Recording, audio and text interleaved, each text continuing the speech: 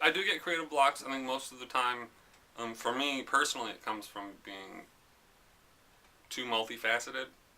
I will start something and get distracted and try and go do something else.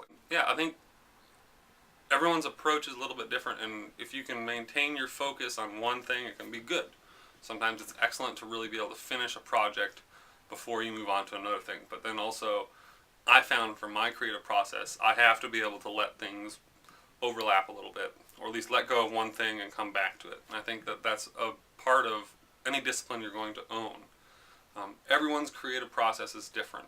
For me, I take a sample, I start cutting it down and editing it to make a beat or a song or something. Usually there's a reason behind that. Sometimes I'll just do it because I feel like it, but most of the time the intent is this is going to be used for something else. But that's not always the best creation. I think the stuff that comes at the spur of the moment, out of nowhere, when I wake up at 4 in the morning and I just have to go in there and do something, a lot of the time that's the most powerful creation. But then again, it's about editing it after the fact that gives you a good product. And I think that is a big distraction for me, because a lot of the time I'll start working on a new project and I'll realize that I have a huge amount of inspiration or an idea that'll fit into that project, which is 99% done.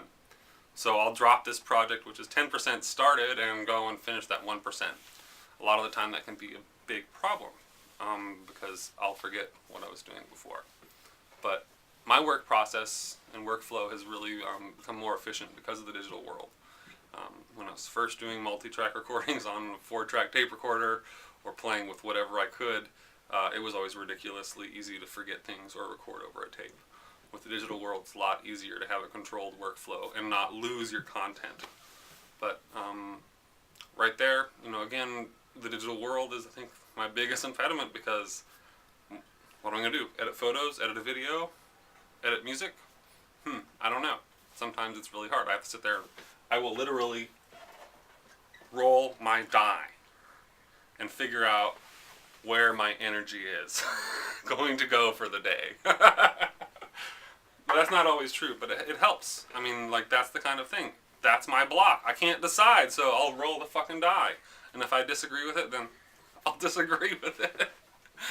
But I'll just keep going. I mean, I think that's the biggest thing. The happy mistakes that happen from making a weird choice and going and opening up the wrong file sometimes can be the most beautiful. I run into more people every day that are more obsessed about what gear they have, what kind of microphones they're going to use. Oh, I just got this brand new camera.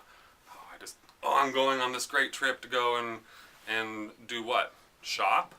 I mean, that's what I keep running into. It's like these people aren't going and creating things. They're being owned by the things that they own.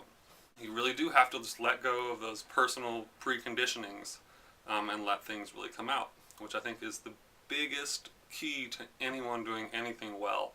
And I'm not talking about in a professional sense or in a financial sense, but in a true human sense. A lot of religions say if you can experience 15 seconds of unconditioned responses, you're enlightened.